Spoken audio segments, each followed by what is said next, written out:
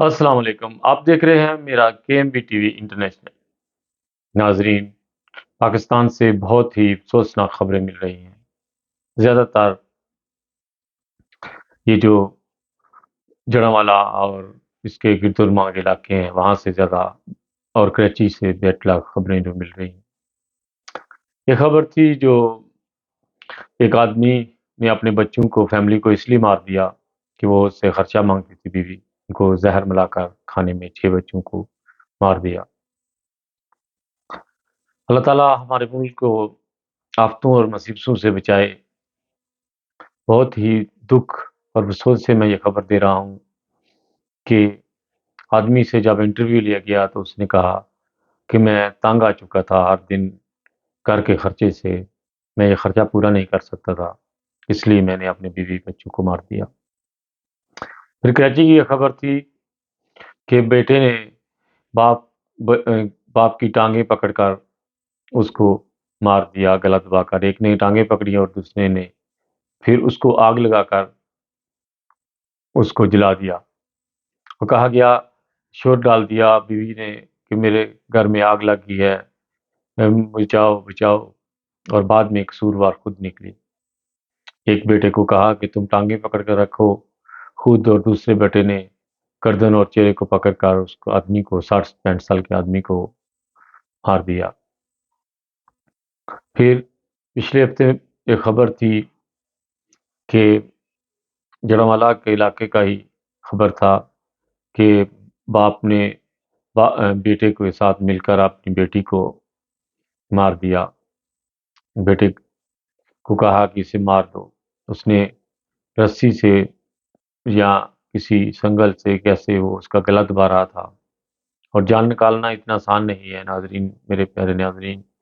اس نے اس کا پسینہ چھوٹ گیا، اور پھر اس نے اپنے والد کو کہا کہ مجھے پانی دو، میں تھک چکا ہوں، کیونکہ یہ کام اللہ تعالیٰ کا تھا جو وہ اپنے سپرد لے رہا تھا۔ وہ آدمی پسینہ پسینہ ہو گیا، اور پھر اس کے والد نے اس کو پانی پیش کیا، اور پھر اس نے اپنی بہن کا جو ہے وہ اینڈ کیا، مار مار کر اس کو گلا دبا کر۔ اس طرح کی خبریں ہمارے ملک سے، پاکستان سے جب ملتی ہیں ناظرین، تو بہت ہی دل، خون کے آنسو نکلتے ہیں، اور بہت تکلیف ہوتی ہے اس طرح کی خبریں دیتے ہوئے۔ لیکن اگر ہم لوگ خبر نہ دیں تو آپ لوگوں کو کیسے پتہ چلے گا؟ بہت سارے لوگ جو ہیں وہ خبریں نہیں سنتے، اور وہ اپنے ملک کی انفارمیشن سے محروم ہوتے ہیں۔ اسی طرح ایک خبر تھی کراچی سے، اچھی خبریں بھی جو ملتی ہیں وہ بھی پیش کرنی چاہیے، کہ ناظرین کہیں گے کہ بری خبریں ہی۔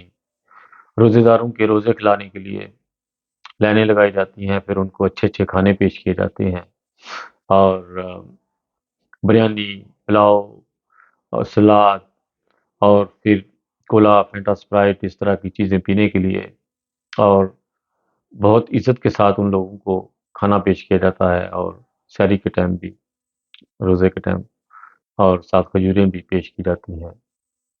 یہ کراچی کی سب سے اچھی خبر تھی رمضان کے مہینے میں۔ اس کے علاوہ کراچی کی خبریں تھی کہ لوگوں کو سرے عام لوٹا جاتا ہے، موٹر سائیکلوں پر آتے ہیں اور بدتمیزی بھی کرتے ہیں عورتوں کے ساتھ، پھر ان کی پرس چھین کر لے جاتے ہیں، اور ہماری حکومت کو اس کے اوپر سخت ڈیسیجن لینا چاہیے۔ اگر تو پولیس نہیں سنبھال سکتی تو آرمی کو سپورٹ کرنا چاہیے شہر کو، اور جلد سے جلد ایسے لوگوں کو شوٹ کر کر ملک کو پاک کرنا چاہیے۔ اور بہت دکھ ہوتا ہے جب بیٹلا کی خبریں ملتی ہیں، اور جب اچھی خبر دینے پھر چہرے پہ بھی رونق نظر آتی ہے، اور اچھا لگتا ہے کہ ہم اپنے ملک کی کوئی اچھی خبر جو ہے ناظرین کے سامنے پیش کر رہے ہیں۔